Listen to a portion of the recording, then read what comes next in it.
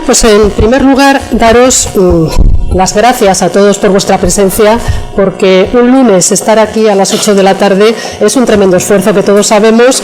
Y ¿no es lunes hoy?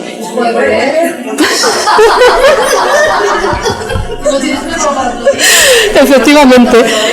A ver, todo tiene su explicación, Yo hoy he trabajado mañana y tarde, y como siempre trabajo los lunes, mañana y tarde, pues he asumido que era, pero efectivamente hoy es jueves. De todas formas, estar un jueves tiene su mérito, tiene mucho mérito estar aquí, y bueno, y agradezco a Casa Inflis la oportunidad que nos brinda para poder presentar este protocolo de diagnóstico que está realizado por la Sociedad Española de Ginecología y Obstetricia. En este momento la sociedad está actualizando muchos de sus protocolos, sus consentimientos informados, porque no cabe duda que poco a poco hay que irse actualizando, y es una de las metas que tenemos este año presentada y planteada dentro de la sociedad, y desde luego estamos llevándolo a cabo. Comentaros que en este protocolo ha participado un grupo de trabajo de lujo. Y he tenido la enorme suerte y bueno, yo creo que el honor de coordinar este grupo de trabajo, pues formado por el doctor Calaf Alsina del Sant Pau de Barcelona, por David Beltrán, que es del Grupo de Salud de Madrid, por Paco Campillo, que está en la Clínica Ruber, Antonio Cano, catedrático de Valencia, José Antonio Guerra, que trabaja en la Universidad de Alcalá, y José Luis Neiro, que está en el Hospital de Cruces. Como veis, un grupo pues variopinto, pero de un alto nivel, y lo que os vamos a presentar es el documento de consenso que finalmente, después de muchas reuniones, mucha revisión de bibliografía, es las conclusiones que se han adoptado y que la SEGO las avala, es decir, que ahora mismo es lo más actualizado que tenemos en infecciones vulvovaginales. ¿El por qué actualizar este protocolo? Bueno, pues la causa fundamental, primero porque es algo muy frecuente, y de hecho antes comentaban en la puerta, ¿no?, si todos los días vemos alguna en atención primaria, y bueno, y en ginecología no cabe duda que es algo frecuentísimo. Por otra parte, el tratamiento que se está aplicando y que se viene recomendando pues por las guías, prácticamente cualquier guía que miréis, es la misma que se recomendaba a estas señoras de hace 50 años. Se ha modificado muy poco las recomendaciones en las vulvovaginitis, y podríamos decir que ahora es cuando se está planteando un adyuvante a los tratamientos de las infecciones, que como sabéis a veces son repetitivas, son latosas, no acaban de curarse, y se plantea la administración de los probióticos como una alternativa. Y esa ha sido una de las justificaciones de por qué se ha actualizado este protocolo y por qué estamos aquí presentándolo. ¿Que es frecuente? A nadie de los que estamos aquí se lo tenemos que decir. Ya lo sabemos que es frecuente en especializada, en primaria y, ojo, en urgencias. Muchas señoras acuden a urgencias porque tienen un prurito vulvovaginal, a veces realmente tan notable como para ir a urgencias, otras veces, bueno, tampoco es para tanto, pero acaban en urgencias. Y de hecho viene a ser el 20% de las consultas que vemos en ginecología, lo cual desde luego justifica el que se tome un tinte de seriedad con esta patología, que prácticamente todas las mujeres, de hecho un 75%, van a tener algún episodio a lo largo de su vida, y ojo, que hasta un 50% repite ese episodio, y entonces hablamos ya de una problemática un poquito distinta. La causa más frecuente en Europa van a ser las vulvovaginitis candidiásicas, y sin embargo en Estados Unidos la más frecuente es la vaginosis bacteriana. Pero prácticamente con esas dos son con las dos patologías o etiologías que más frecuentemente vamos a ver en las consultas. El concepto de vulvovaginitis no cabe duda que es la inflamación de la mucosa vaginal y de la piel vulvar. Tenemos que quitar el concepto de vaginitis o de vulvitis. Tenemos que hablar de vulvovaginitis porque generalmente hay una afectación conjunta, aunque es verdad que no siempre están ambas áreas anatómicas afectadas, pero es relativamente frecuente que ambas localizaciones se encuentren afectadas. Y generalmente la causa va a ser infecciosa, sobre todo por los hongos y por la vaginosis bacteriana que os comentaba, también por la tricomoniasis, pero ojo, que hay veces que esas vulvovaginitis no son de origen infeccioso, y entonces cualquier tratamiento antibiótico que estemos planteando no va a tener un resultado efectivo. ¿Lo conocéis? ¿Cuáles son los signos y cuáles son los síntomas? Diferenciando, y eso es Yo creo que también docentemente es importante que diferenciemos signos y síntomas. Ana Chavida, ¿qué diferencia hay entre signo y síntoma? Signo es aquello que podemos observar inmediatamente y síntomas de la persona. Muy bien. Pues ya sabemos, ¿qué podemos ver?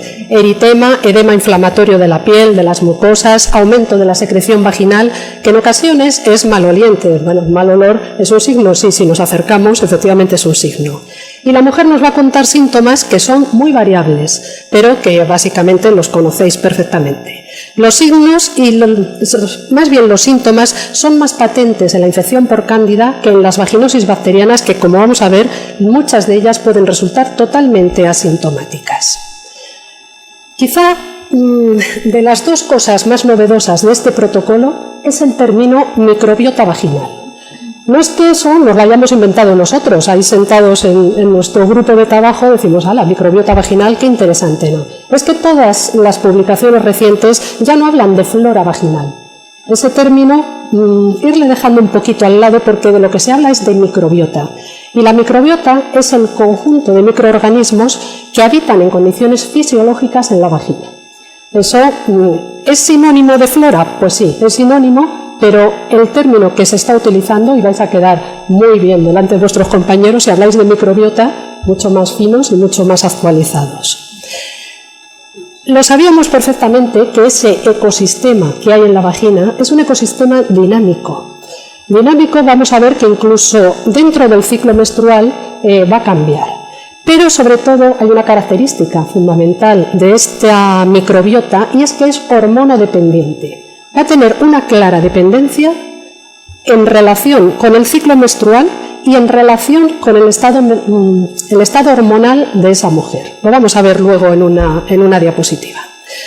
Y lo que está claro es que esa microbiota tiene que estar en un equilibrio que se mantenga estable, porque los desequilibrios de esa microbiota es la causa de las vulvovaginitis.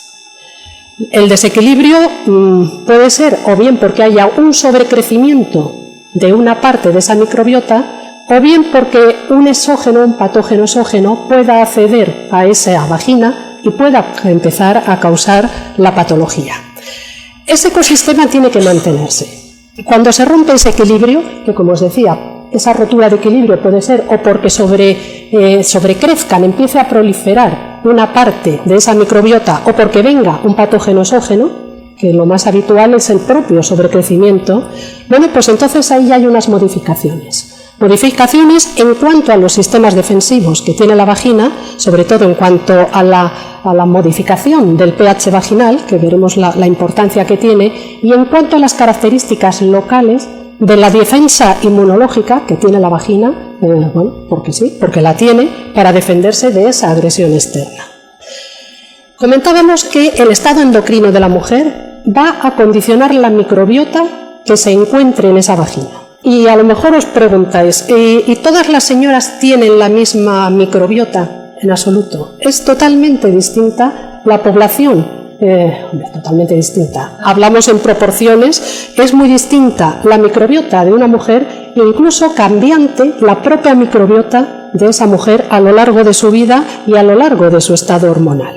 Esta imagen quiere reflejar las diferentes características que va a tener tanto la vagina como esa microbiota a lo largo de la vida de la mujer.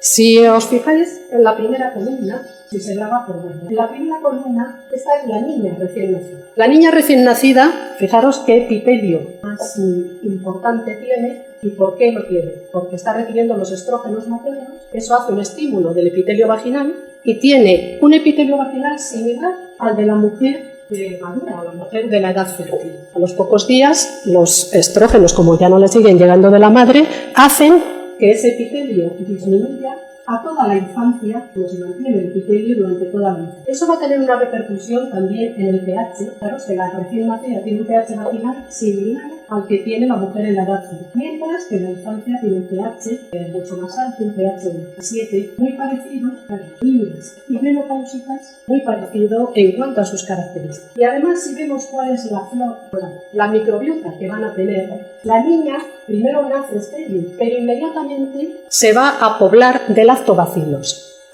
Y se puebla de lactobacilos porque incluso con la lactancia materna esos lactobacilos ya pasan al intestino de la niña y del intestino van a colonizar la vagina, pero en estos días en los cuales hay ese estímulo estrógeno, porque el lactobacilo necesita estrógenos para poder comer. En la niña, ¿qué pasa? Que prácticamente no se identifica microbiota, es una microbiota muy escasa, que poco a poco va empezando ahí ya en la época puberal a incrementarse y a hacerse una flora mixta, hasta que finalmente lo que predomina va a ser la flora lactobacilar en esa microbiota de la mujer en la edad fértil. Pero comentábamos que no solo a lo largo de la vida de la mujer hay modificaciones. Durante el ciclo menstrual también se han identificado diferentes características que hacen que sea un poquito diferente las condiciones de la microbiota a lo largo del ciclo. Incluso el pH también sufre unas modificaciones y, de hecho, en la época premenstrual, antes de la menstruación, pues existe un pH más o menos rondando 4, que es lo habitual en la mujer en la época fértil, pero durante el periodo menstrual se incrementa y prácticamente es de 7, que es similar al de la niña y al de la menopáusica, y el resto del ciclo, pues se mantiene más o menos en 4 o 5. Esta imagen, veréis qué horror que es esto, os lo traigo simplemente para enseñaros. Esto es un trabajo de investigación en el cual fueron haciendo análisis de la microbiota a mujeres a lo largo de su ciclo. Y lo que quiere representar todo ese lío de barras, os lo resumo en que hay modificaciones que en cuanto a la microbiota que van identificando. Aquí lo que han hecho es todos los días, nuestras pobres señoras, me fueron tomando muestras de su flora, de su microbiota vaginal, para ver qué es lo que ocurría. Esto rojo es coincidente con la regla, y fijaros cómo hay modificaciones muy claras de las cepas que han identificado en la microbiota de esas mujeres. Es decir, todo este lío solo para deciros que la microbiota no es estable en una mujer a lo largo de su vida, sino que va a tener modificaciones influenciadas por el estímulo hormonal propio que tenga ella. En una vagina sana, fijaros la cantidad de bacilos, gérmenes, cocos que pueden existir. Estamos hablando de una mujer sana. Todo eso se ha identificado en la vagina de una mujer sana y algunos de ellos, pues como veis, incluso dan miedo. Que haya Klebsiellas, que haya Proteus, todas estas cosas que veis aquí pueden existir y de hecho existen en la vagina de las mujeres sanas. ¿Qué es lo que ocurre? Lo que ocurre es que cuando se modifica ese equilibrio es cuando aparece la infección y cuando aparece la sintomatología. Desde luego la estrella de la microbiota sin duda es el lactobacilo. El lactobacilo porque tiene unas características que lo hacen especialmente interesante y defensivo para toda la sintomatología que ocurre en la vagina. Los lactobacilos son capaces de competir con los hongos por la comida, por los nutrientes que hay en la vagina. En la mujer sana se pueden identificar hongos. ¿Quién dice sí? ¿Quién dice no? Mujer sana asintomática. Sí, rotundamente sí. Y de hecho, cuando en una citología aparecen hongos, si la mujer está asintomática no hay que hacer absolutamente nada, no hay que tratar a esa mujer salvo que haya síntomas. Los lactobacilos compiten con los nutrientes de los hongos y entonces, ¿qué hace? Pues que limita esa población. Si bajan los lactobacilos, los hongos están encantados porque tienen mucho más capacidad de comer. Pero además los lactobacilos hacen bloqueos en los receptores epiteliales que tienen el propio epitelio tiene receptores para que el hongo se pueda fijar en esa pared vaginal, en ese epitelio. Y lo que hace el lactobacilo es que puede hacer como coagregados, como revestir a esos hongos para impedir que se fije en el epitelio vaginal y que por tanto pueda empezar a hacer su acción. Además, los lactobacilos lo que pueden hacer es generar sustancias que son como antibióticas. Son sustancias que van a lesionar el metabolismo de patógenos como pueden ser los hongos. Pueden producir lactacinas, acidocinas, no nos importa, determinadas sustancias que actúan prácticamente como un antibiótico dentro de la vagina. Y además, pues tienen otras características, que esas pues son ya mucho más específicas y de conocimiento mucho más reciente, y es que potencian la respuesta inmune mediante la secreción de determinadas interleuquinas. Estas son líneas de investigación interesantísimas, pero son importantes la presencia de estas interleuquinas para que la propia mujer sea capaz de eliminar sus infecciones. El que pueda aclarar la infección, sobre todo en las vulvovaginitis candidiásicas.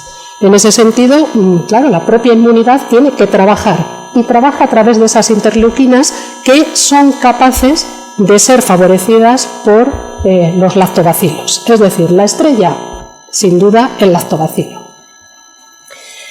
En el documento de consenso hemos diferenciado estas tres causas más frecuentes, como son la micosis, la vaginosis bacteriana y la tricomoniasis.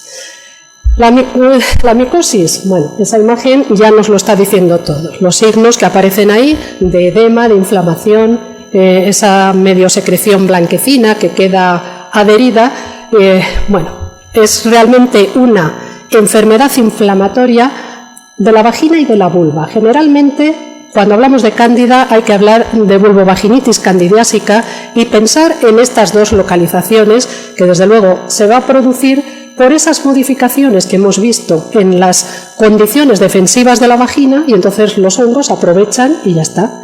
Lo más frecuente por Candida saprophyta, como sabéis perfectamente. Es la más frecuente y, de hecho, prácticamente el 25% de las vulvovaginitis infecciosas van a ser debidas a la cándida. La albicans es la más frecuente, de hecho el 90% de las candidiasis que veamos van a ser por Candida albicans, pero ojo, que hay un 10% que no son albicans, que son pues la clavata, la tropicalis, la Candida krusei, y estas son más resistentes a los tratamientos, y quizá lo que más nos preocupa es que están aumentando su frecuencia de presentación. Hace años pues prácticamente todas eran Candidas albicans, con cualquier tratamiento se solucionaba el problema, y ahora no os tengo yo que decir a vosotros la lata que nos pueden llegar a dar este tipo de infecciones. Hay que pensar que el 10% no se debe a la Candida albicans, sino a otro tipo de cándida. Lo hemos dicho ya, pero lo resalto. Solo es preciso tratar si hay síntomas. Aunque identifiquéis una cándida en una citología, si no tiene síntomas, no es preciso el tratamiento de esa mujer. Y en el documento planteamos el diferenciar las vulvovaginitis como las no complicadas, que son pues las que ya os imagináis que vemos todos los días, las causadas por Candida no albicans, las otras que veíamos, las que ocurren en pacientes con diabetes no controlada y las que ocurren en pacientes inmunodeprimidas. Y todas estas las hemos catalogado como vulvovaginitis complicadas, porque veréis que en el tratamiento se diferencia una vulvovaginitis normal, por así decirlo, de estas complicadas y de las recurrentes. En ese sentido merece la pena señalarlo, porque vamos a plantear un poco diferente el tratamiento. Y se habla, y esto hubo bastante discusión, en dónde establecer el límite de la vulvovaginitis recurrente, porque algunas publicaciones hablaban de aquellas que ocurren 3 en un año, y la mayoría, y al final decidimos o optamos por plantear 4 o más episodios en un año, soportados por un gran aval bibliográfico que decían de plantearlo como 4 o más episodios en un año. Entonces ya hablamos de vulvovaginitis recurrente.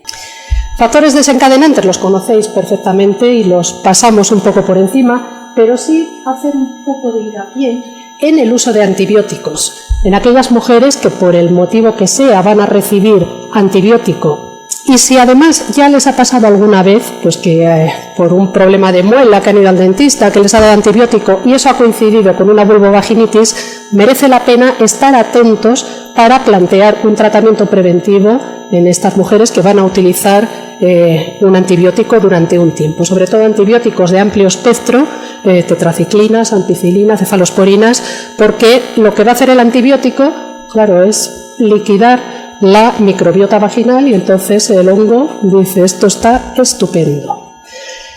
Lo hemos comentado, los signos y síntomas, simplemente una foto para enseñaros esa leucorrea que todos habéis visto cantidad de veces, unos grumos blancos que son fácilmente desprendibles de la mucosa y esas mucosas enrojecidas, eritematosa, que desde luego a la señora le produce molestias notables. En cuanto al diagnóstico, ¿hemos aclarado algo? Pues no, porque el diagnóstico ya sabemos, quizá lo más importante es reseñar que no vale diagnosticar de oídas, que no vale que la señora venga a la consulta y nos diga que tengo un flujo blanco y picor, ya está, hongos. No, la anamnesis tiene un papel destacado, pero sobre todo en el análisis de cuáles son las modificaciones que puede tener esta mujer de su microbiota, esos factores de riesgo que pueden modificar la microbiota. Y esto lo señalamos muy claro, que el diagnóstico no debe basarse exclusivamente en los síntomas. Eso queda recogido en el protocolo y es una realidad. ¿Pruebas complementarias que se pueden plantear? Bueno, pues aquí las tenéis recogidas. Ya en el curso de los jueves ginecológicos aquel insistimos mucho en el frotis en fresco y veis que en el año 2012 la Sociedad Española de Ginecología sigue hablando del frotis en fresco como una de las pruebas más sencillas, más baratas y más efectiva en cuanto al diagnóstico de la infección por hongos. Una gotita de suero fisiológico mirado al microscopio con la secreción nos permite visualizar las esporas o las hifas con una sensibilidad bastante alta. Se puede hacer tinción de Gram, bueno, eso ya pues en un medio de laboratorio, pero también se puede en la propia consulta añadir una gotita de hidróxido potásico y entonces aumentamos la sensibilidad de la prueba a un 70%. Y eso nos ha costado exactamente, no sé, medio céntimo. A lo mejor es realizar esa prueba y lo mejor es que la señora se va con un diagnóstico y con un tratamiento puesto. Ese quizás sería la verdadera rentabilidad de hacer el frotis en fresco en la consulta. Por supuesto, prueba confirmatoria con cultivo vaginal, pero eso ya significa una nueva visita y que la señora tiene que esperarse al resultado. Desde luego, la de la fotografía anterior no creo que pudiera esperar mucho con ese edema. ¿Qué se plantea en el tratamiento? Aliviar los síntomas. Es lo que realmente estamos buscando cuando planteamos un tratamiento y si vamos a aliviar síntomas, pues solo a las que tengan síntomas, lógicamente. El tratamiento de la vulvovaginitis candidiásica no complicada va a tener muy buenos resultados con tratamientos tópicos derivados de los imidazólicos, de los poliénicos o, bueno, no os preocupéis, ahora os voy a presentar la lista y en el protocolo que os van a dar está la lista con sus dosis y con su tiempo de tratamiento, con lo cual no tiene mucho sentido que lo detallemos ahora. Pero sí una cosa importante, y es que revisando la bibliografía no hay grandes diferencias, o por lo menos no son relevantes las diferencias que hay entre unos preparados y otros, ni tampoco entre las distintas pautas de tratamiento. Es decir, que si hubiera una muy buena, os la diríamos, pero es que no hay una que sea especialmente mejor que otra. En ese sentido, creo que está aquí planteamos que inicialmente el tratamiento tópico sería el de elección y se puede reservar el tratamiento oral para infecciones que son recurrentes o que son persistentes. Yo creo que eso está en el ánimo de todos y desde luego aquí no hay muchas variaciones en cuanto al tratamiento. Pero sí que es verdad que en el embarazo se debe evitar el tratamiento por vía oral y se prefiere el tratamiento por vía vaginal. En las últimas semanas del embarazo se recomienda que si va a utilizar pues algún preparado que lleve cánulas, que no lo hagan la introducción con la cánula, bueno, por el remoto la posibilidad de que pueda haber una rotura de bolsa, simplemente que introduzca el óvulo o la cremita sin el aplicador con las manos bien limpias y ya está. Esta es la lista que, como la tenéis o la vais a tener, no merece la pena ni que la planteemos, pero ¿veis la gran cantidad de preparados disponibles? Aquí tenemos los preparados que están en nuestro comercio, que están disponibles en España, y tenéis ahí las pautas y las dosis. Y como os digo, pues no hay una pauta o un tipo de tratamiento que sea notablemente superior a los demás. Tratamientos tópicos y tratamientos sistémicos, ahí los vais a tener. Decíamos de esa novedad, el planteamiento de añadir un probiótico. El probiótico lo que plantea es dar esa flora o esa microbiota, esos lactobacilos que no son capaces o que se han destruido por el motivo que sea. Ahora no estamos analizándolo, sino lo que estamos intentando es plantear un restablecimiento de la microbiota vaginal. Y eso se puede hacer con la administración oral, entre comillas, o mejor tópica, en la vagina de esos lactobacilos. Esa es la idea que, bueno, ya se le ocurrió a gente hace mucho tiempo y que las publicaciones recientes están avalando su uso. En este sentido, lo hemos recogido en el protocolo con idea de ver si esa aplicación reduce la presencia de recidivas. Esto también lo vimos someramente en el curso, pero bueno, como hay gente que no estuvo en ese curso, hacemos una reseña. Aquí están recogidos trabajos, pero ojo, trabajos con una metodología de investigación seria, es decir, trabajos que están controlados con placebo, en los cuales se analiza de una manera rigurosa cuál es el resultado de administrar el tratamiento que vayáis a administrar, el que sea, y la administración de probióticos. Las flechas es simplemente para que veáis la impresión general. La impresión general es que la respuesta en los diferentes en los diferentes estudios que se han realizado es que es positiva porque mejora en algunos casos la sintomatología, en otros porque mejora la recuperación de la flora, es decir, que porque va a tener un efecto beneficioso y positivo. Pasamos a otro escenario, que es el de la vaginosis bacteriana. La vaginosis bacteriana, esto sí que es la representación clara y fehaciente de que la microbiota, le ha pasado algo. Le ha pasado algo y sobre todo es que ha sobrecrecido. Ha empezado a crecer determinada cepa o determinada especie y al crecer, pues está quitando a las otras.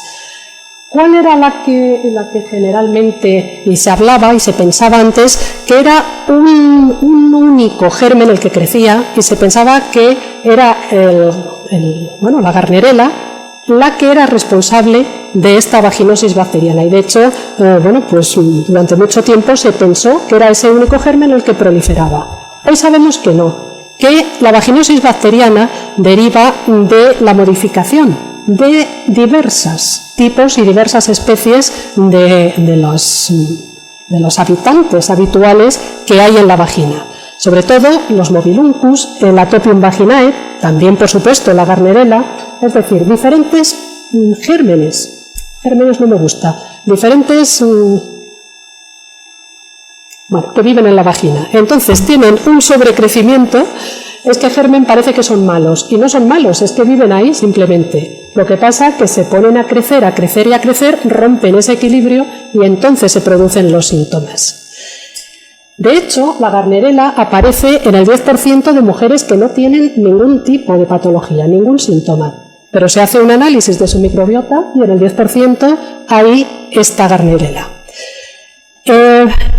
Lo que es importante, y esto claro, los investigadores han dicho, vamos a ver, ¿qué es lo que pasa en unas mujeres que siempre están con infecciones repetidas, que consultan, que se tratan, que mejoran, pero que luego vuelven otra vez a repetir? ¿Y qué pasa con mujeres que nunca tienen ningún problema?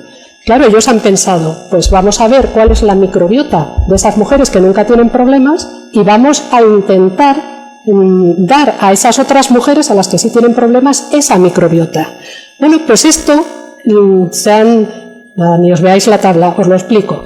Eso se han molestado investigadores en hacerlo. Y lo que han visto son cosas interesantísimas, en el sentido de que han visto que aquellas mujeres que nunca tienen problemas, que es la primera columna, el lactobacillus que más tienen, más frecuentemente, es el Lactobacillus crispatus.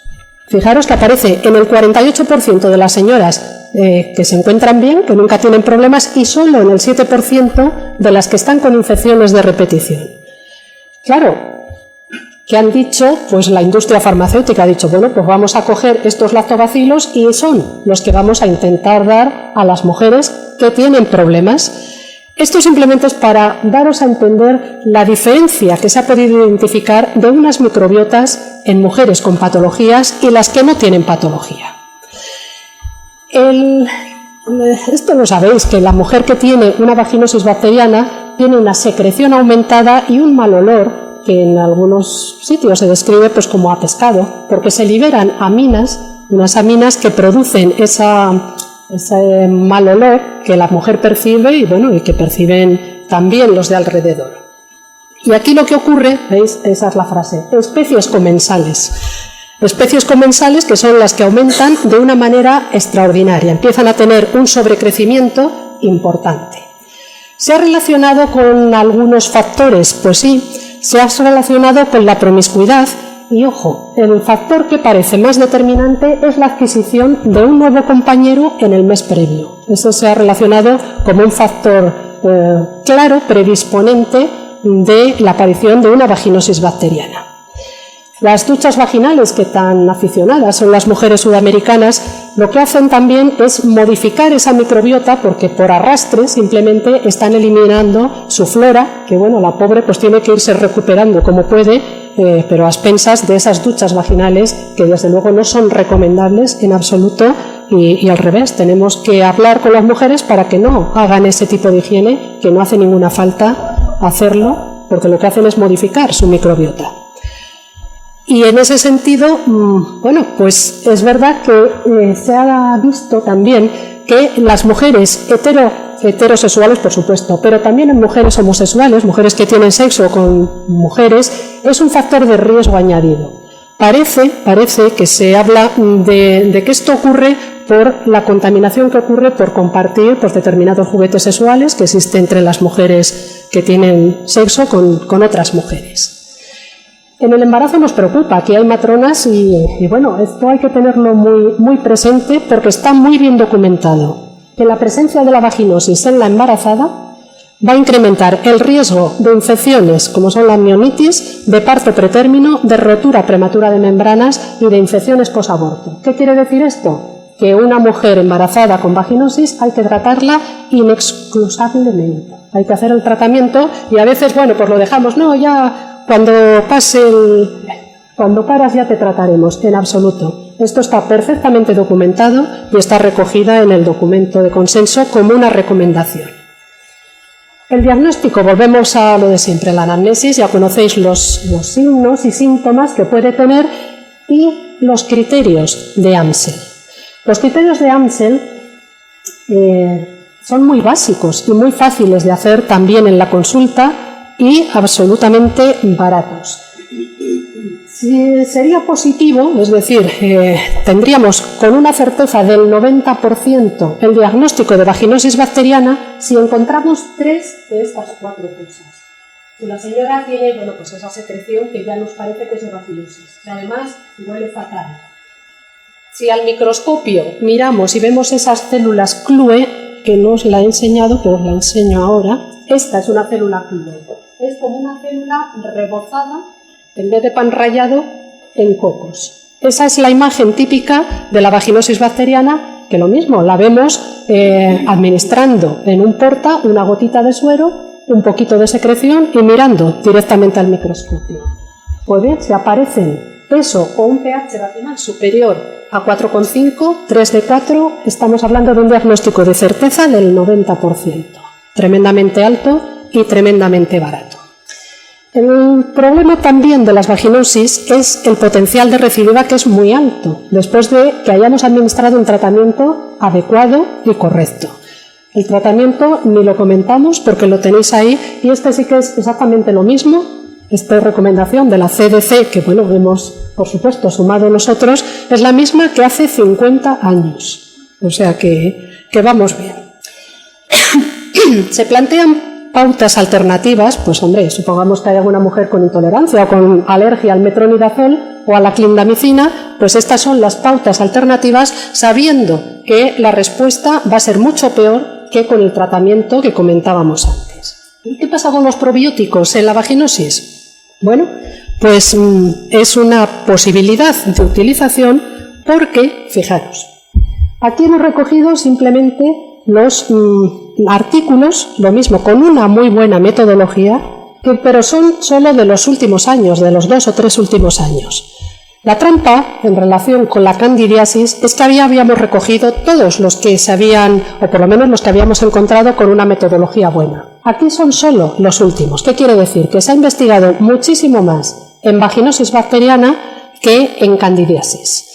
Y la respuesta vuelve a ser la misma. La impresión de los resultados de los artículos lo tenéis en las flechas. Fijaros que la mayoría de ellas apuntan hacia arriba. Es decir, que se va a encontrar un efecto beneficioso con la administración de probióticos como tratamiento adyuvante al que estamos empleando, al tratamiento antibiótico de la vaginosis. No estoy diciendo que haya que no dar el tratamiento antibiótico o el antimicótico que vayáis a dar, por supuesto, pero la aplicación de probióticos vaginales hace que haya una mejor respuesta y, desde luego, una tasa de recidivas, como veremos después. En la tricomoniasis poquito tenemos que decir porque vemos muy pocas, a pesar de, bueno, hace años veíamos muchas, luego se dejaron de ver, por algún misterio prácticamente desaparecieron y quizá de unos pocos años hacia acá estamos empezando a ver alguna tricomoniasis más que sabéis, bueno, pues que tiene una clara relación con la actividad sexual, es de transmisión sexual, y que hay factores de riesgo, como es el tener múltiples compañeros sexuales, que haya antecedentes previos de infecciones de transmisión sexual. Esto discutimos mucho cómo decirlo y al final mujeres que intercambian sexo por dinero, queda muy fino, pero bueno, de alguna manera había que decirlo sin ofender a nadie. Y en las adictas a drogas, bueno, es el perfil clásico que ya os imagináis que ocurre en tricomoniasis y otras ITS. El diagnóstico todavía es más fácil de hacer desde el punto de vista clínico porque la tricomona se mueve sus flagelos y se ve perfectamente bien en un frotis en fresco. La clínica, el problema es que muchas son asintomáticas y es en la citología cuando dicen tricomonas. Aquí sí que hay que tratarlas. Aunque sea asintomática, la tricomoniasis sí que tiene que recibir tratamiento. Algunas mujeres se quejan de ese picor o ese prurito y secreción amarillenta, espumosa, que a veces incluso la vemos cuando hacemos la exploración, pero el diagnóstico con ese frotis en fresco tiene una sensibilidad altísima y una especificidad casi del 100%. Es decir, si tú ves una tricomona andando por el frotis en fresco, es que no puede ser otra cosa más que una tricomoniasis. Hay otros métodos de diagnóstico, pero los hemos puesto simplemente para decir que no se deben utilizar porque es verdad que mejoran ligeramente la sensibilidad, pero el precio se dispara por todo lo que queráis. Tratamiento lo tenéis ahí recogido. Cómo tratar los compañeros sexuales, qué hacer en el embarazo, qué hacer en la lactancia. Lo tenéis en el librito y eso lo podéis tener ahí en la mesa y cuando haga falta se tira de chuleta. El gran caballo de batalla, las recidivas. Esto sí que es el problema que tenemos todos los días en la consulta y se plantea que hay una recidiva cuando reaparece la enfermedad después de un periodo que consideramos de curación. Y eso es muy frecuente. La señora dice, no, si yo ya me había curado, pero vuelvo otra vez con ello. Claro, a veces resulta difícil distinguir eso de la persistencia de una infección, es decir, que no se ha curado la infección, pero la mujer parece que se encuentra mejor, que tiene menos síntomas y se hubiera curado. Claro, son cosas diferentes y a veces es producido porque no se ha dado el tratamiento adecuado, no se ha dado o la mujer no ha realizado el tratamiento de una manera adecuada y lo que está viendo es una persistencia de la propia infección. Hemos comentado que la recidivante consideramos 4 o más episodios en un año y que ocurre aproximadamente en casi hasta el 40 y tantos, casi el 50% de las mujeres que han tenido algún episodio a lo largo de su vida y aquí hay que valorar el por qué esa mujer está produciendo esas infecciones recidivantes. Es importante valorar el reservorio digestivo, porque a veces se producen contaminaciones cruzadas y aquí hay que valorar pues, el tema de la higiene, el tema de la actividad sexual que practique esa mujer, es decir, que hay que valorar bien la posibilidad de recontaminación a través de un reservorio intestinal. Y otro de los problemas que ocurre con las vulvovaginitis candidiásicas recidivantes es que la propia mujer se diagnostica y se trata o la trata una amiga, que eso también es frecuente. Entonces, bueno, pues aquí a veces los tratamientos no son adecuados y no son completos. ¿Qué hacemos con la vulvovaginitis recidivante? Lo tenéis ahí recogido para que veáis las pautas, pero que básicamente de lo que se trata es de alargar el tiempo de tratamiento, pero claro, exigiendo un cumplimiento adecuado. Esto es frecuente, que la señora que está con unos picores horrorosos a los 2 días se encuentra ya bien y se le olvida el tratamiento. Es importante en estos casos mantener los tratamientos, fijaros que algunos son hasta 10 o 12 días, o si veis que eso va a ser imposible, bueno, pues hay pautas más cortas de 3 días, de 3 dosis, pero algunas hay que mantener 2 semanas, es decir, que si planteamos ese tratamiento de las recidivas, pues la señora tiene que cumplir ese tratamiento. Hay posibilidad de tratamiento de mantenimiento, que las tenéis recogidas también ahí, en el que se plantea dar dosis pues, durante un tiempo prolongado, incluso de 6 meses o de 12 meses, en función de cómo vaya esa mujer, para intentar disminuir las recidivas y desde luego suelen ser bastante efectivas estas pautas mantenidas a lo largo del tiempo, en la cual se reduce la presencia de nuevos episodios. Pero no olvidemos que, claro, si nosotros estamos dando un antibiótico o un antimicótico, debemos intentar recuperar también esa microbiota vaginal, y eso lo hacemos con la administración de lactobacilos en forma, bueno, pues de cápsulas o de tampones vaginales que existen también ahora mismo en el comercio. Lo hemos repasado más o menos los ensayos clínicos para decir que hay quizá mayor experiencia en las vaginosis bacterianas, pero también hay ensayos clínicos probados en la micosis vaginal y por tanto, bueno, se plantea como una alternativa y está recogido tal y cual lo hemos dicho en el protocolo, prometedora, costo efectiva y segura, es decir, que son una alternativa que desde luego hay que valorar claramente. En la vaginosis bacteriana recidivante, pues más o menos lo que veníamos comentando, que hay que tener cuidado con las medidas que lleva esa mujer, los hábitos de vida, pero no se ha logrado establecer una relación directa con cosas que en su momento pensábamos que sí tenía una clara relación. Sobre todo, pues, por ejemplo, con los anticonceptivos o con determinados hábitos higiénicos, bueno, pueden tener una cierta relación para que sea recidivante, pero no se ha podido establecer de una manera tajante.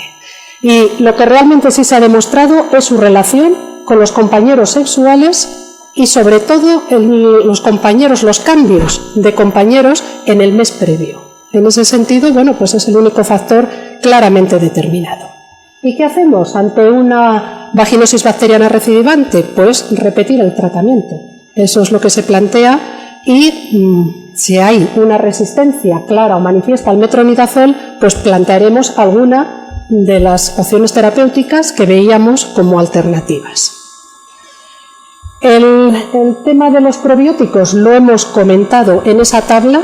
Quedaros con esa impresión general de los buenos resultados que se obtienen, sobre todo en cuanto a la prevención de las recidivas, y ese efecto favorable de los lactobacilos va a influir también en la modificación del pH, en el sentido de que el pH se torna más ácido por el propio metabolismo que tienen los lactobacilos al consumir el glucógeno, pues liberan ácido láctico y disminuye el pH vaginal, lo cual es algo que nos interesa mucho para que ese sobrecrecimiento que había habido previamente pues vaya retornando otra vez al equilibrio, que es lo que estamos buscando. ¿Qué pautas de probióticos hay? Pues en general se recomiendan entre 5 y 10 días, aquí puede depender en cuanto a las indicaciones que dice Bueno, pues el laboratorio que ha fabricado o que ha investigado ese probiótico, pero se estiman más o menos entre 5 o 10 días y se indica repetir el tratamiento durante 3 meses después de haber realizado ese tratamiento antibiótico. Los 5 o 10 días, pues luego se repite durante 3 meses, que puede repetirse intramenstrual con la utilización de tampones vaginales o postmenstrual si lo que se utilizan son cápsulas vaginales. Las tricomonas no recidivan, es que uno se han curado o que ha vuelto a tener una pareja infectada. No es que sea indebida, es que está infectada. Y 2 palabras solo para recordar que no todo es infección. Todas esas vulvitis que a veces vemos y que la señora está tremendamente molesta y vemos esas mucosas eritematosas, bueno, pues pensar que puede no ser infecciosa, sobre todo si damos tratamientos y vemos que eso no mejora para nada. Quizá aquí lo que nos va a orientar es la falta de secreción vaginal. Suele haber el enrojecimiento, la molestia, pero no suele haber una secreción vaginal que veamos nosotros de una manera clara. Suele haber más componente vulvar que vaginal, la señora se queja más de la molestia en genitales externo, y suele haber o suele estar relacionado por higienes defectuosas, y aquí las defectuosas son las 2, o el exceso o el defecto. Del defecto no hablamos, y el exceso es porque acaban arrastrando esa flora, esa microbiota que tiene sus funciones defensivas. Y no olvidemos lo que yo llamo el pacto de no agresión. La cantidad de cosas, y no hay más que entrar pues, en cualquier supermercado o en cualquier parafarmacia, y si preguntáis a las señoras, ¿con qué se lava usted? Bueno, la presencia de esos geles íntimos que quitan el olor, que quitan todo, efectivamente quitan todo, quitan hasta la microbiota vaginal. Aquí tenéis desodorantes, protectores. ¿Cuántas señoras utilizan de continuo protectores sanitarios que es que no tienen el más mínimo de los sentidos que lo utilicen? Y eso produce secreciones y produce vulvitis que, además te lo dice la señora cuando le dices que se quiten el protector, pero bueno, si es que tengo secreción, claro. Hasta que no rompa ese círculo vicioso va a seguir produciéndose. Papel higiénico de colorines. Los tintes pueden producir esas vulvovaginitis irritantes, nylon, las prendas súper ajustadísimas que muchas veces vemos que llevan las mujeres y a veces cierto componente irritativo o alérgico a los espermicidas o a los preservativos. Los salvaslip me refería en concreto, o las compresas que hay mujeres que continuamente están utilizando, y sobre todo las que tienen estos tejidos plásticos, que son plásticos, que es que no permiten la transpiración de la propia mucosa, pues son las que favorecen este tipo de vulvovaginitis. Cuando pensamos que es una vulvovaginitis y la tratamos y no hay respuesta terapéutica, ojo, que a lo mejor estamos ante un problema de este tipo y el diagnóstico nos lo va a dar una biopsia de la vulva con un pequeño punch de 3-4 milímetros que se hace con un poquito de anestesia local y desde luego nos va a dar el diagnóstico exacto, no vayamos a tener un problema que estemos pasando por alto. ¿Cómo tratamos estas? Bueno, pues lo primero, las medidas higiénicas, que esta foto la traigo porque yo se lo digo a Esther de la Viuda, tenemos que hacer un trabajo de ver qué pasa con el rasurado. ¿Qué pasa con el rasurado? Estos rasurados que es lo habitual, que vemos ahora en las consultas, ¿tiene su efecto beneficioso o perjudicial o no pasa nada? Bueno, yo he intentado revisar bibliografía, yo no he encontrado absolutamente nada y a lo mejor era un trabajo que nos podíamos plantear simplemente a nivel de encuesta, no hay que hacer ninguna cosa especial, pero a lo mejor sacamos algo entre todos, un trabajo de encuesta de preguntar si desde que se rasura tiene más problemas infecciosos, podría ser algo que lo tendremos que hablar. El hecho de que haya una incontinencia de orina o de heces, bueno, eso es claro que va a producir un irritante. Pero, y cosas que a lo mejor no pensamos en ella, como es la fricción perineal. Señoras que hagan equitación o que hagan un ciclismo muy mantenido, ejercicios que puedan irritar la piel del perine, bueno, pues tenemos que por lo menos preguntarlo, y la humedad mantenida. La sauna o la piscina o ambientes muy húmedos, desde luego son factores favorecedores de la irritación vulvar. ¿Con qué lo tratamos? Corticoides. corticoides tópicos, y aquí tenéis recogido por orden descendente la potencia y lo que se puede utilizar en la piel vulvar, desde hidrocortisona a la metilprednisolona o la betametasona. Resumen, esto es lo que nos gustaría, ese equilibrio. ¿Qué pasa con las infecciones? Pues que se nos ha desequilibrado esa balanza y esa microbiota. Y que debemos pensar en la recuperación de una infección vaginal. Esto no está en el protocolo, esto es cosecha mía, pero debemos pensar, por una parte, en tratar la infección, no cabe duda. El tratamiento antibiótico, antimicótico, para la tricomona, lo que queráis. Pero no podemos olvidar el devolver a la vagina ese equilibrio de su microbiota, y desde luego tenemos que estar un poco listos para ver cuáles son los factores que han podido desencadenar esa modificación del equilibrio de la microbiota. Y bueno, me ha caído en ello, pero os tenía que haber puesto una foto de mi nieto para finalizar la presentación. Bueno, pues preguntas, comentarios, cualquier cosa. No, solo gotita de suero fisiológico. Y ahí lo importante es quedarte un poco fijo, porque vas a ver el agua moverse así. Alrededor de los pelitos vas a ver como una especie de bolita, y lo que se ve mejor, más que la tricomona, es el agua cómo se mueve así. Tiene un movimiento vibratorio que mueve el suero fisiológico. ¿Alguna cosa más? Venga. ¿Preguntas? ¿Dudas? Sí. Que están preguntando. Un momentito. A ver, una pregunta muy interesante, muy interesante. ¿Sería interesante, dices, poner lactobacilos? Vale. A ver, la señora está asintomática, una señora posmenopáusica asintomática, pero que no tiene prácticamente microbiota. Tú puedes dar lactobacilos, pero los lactobacilos tienen que comer. Si no añades estrógeno, ¿qué va a comer el lactobacilo? Hombre, puedes mantener y dar lactobacilos y mejorarás la microbiota de esa mujer, que por otra parte, si no tienes síntomas infecciosos, tampoco tiene mucho sentido. Pero si tú quieres aportar un lactobacilo, tienes que, por lo menos asegurarte que hay un cierto estímulo estrogénico, porque necesita. El estrógeno necesita el glucógeno para poder desarrollarse. Y ahora pregunto yo, ¿diferencia entre probiótico y prebiótico? Porque nos han presentado también en el comercio prebióticos. ¿Alguien sabe la diferencia? ¿Qué crea las principales propiedades para que salgan? Prebiótico es lo que come el probiótico. Puede ser cualquier sustancia que coma el probiótico. Tú puedes dar un prebiótico, pero si no hay lactobacilos, ¿qué van a comer? No, más cosas. Si la pregunta iba orientada a que si un lactobacilo puede mejorar la sintomatología de sequedad vaginal, no la va a mejorar. Si va por ahí una pregunta, no la va a mejorar. Lo mejora el estrógeno, claro, el estrógeno local. Sí, o 2 veces en semana, pero aplicación local de estrógeno mantenida en el tiempo. No. Estamos hablando de tratamiento de las infecciones.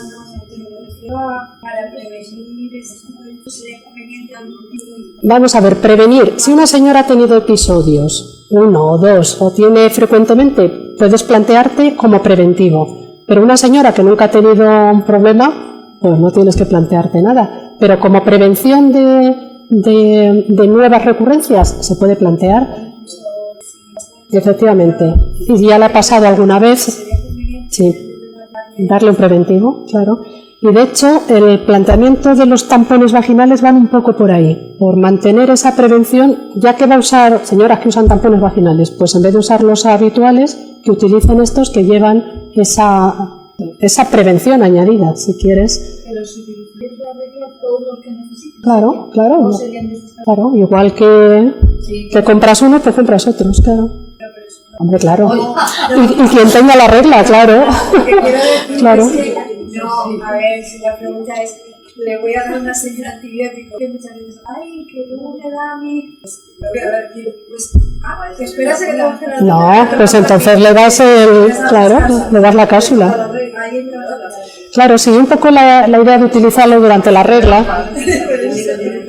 Si la idea de utilizarlo durante la regla es porque el momento de la menstruación, claro, es cuando el pH está más alto y hay más posibilidad de proliferación de las Entonces, bueno, estás aprovechando esa ventana. Y esto es muy caro. Pues no lo sé. Por saberlo, es que si lo voy a utilizar ahora. Hombre, más que los tampones días, seguro. Pero no lo sé. ¿Tú nos lo puedes aclarar? Porque no lo sé. Precio. Son 14 cápsulas, vale lo mismo. Son 10 cápsulas menos la posologia, de acuerdo con los compuestos químicos, con lo cual lo que ellas tienen que adicionar son proteínas que se encuentran por la forma de lo primero que tienen es. Claro, es un tratamiento, no un tampón, claro. ¿Alguna pregunta más? ¿Alguna cosa? Al compañero para hacer una A ver, pues depende. Si tiene síntomas, sí. Si tiene síntomas el varón, sí. Si no, no. Si no, no se trata. Bueno, pero ahí ya tienes tú que preguntar en la anamnesis, en esos factores que tú evalúas, preguntas si el varón tiene síntomas. Si no tiene síntomas, no, porque la candidiasis no se considera una infección de transmisión sexual. Igual que en la tricomoniasis es obligatorio tratar al varón, en la candidiasis no. Bueno, pues muchas gracias por vuestra atención y hasta la próxima.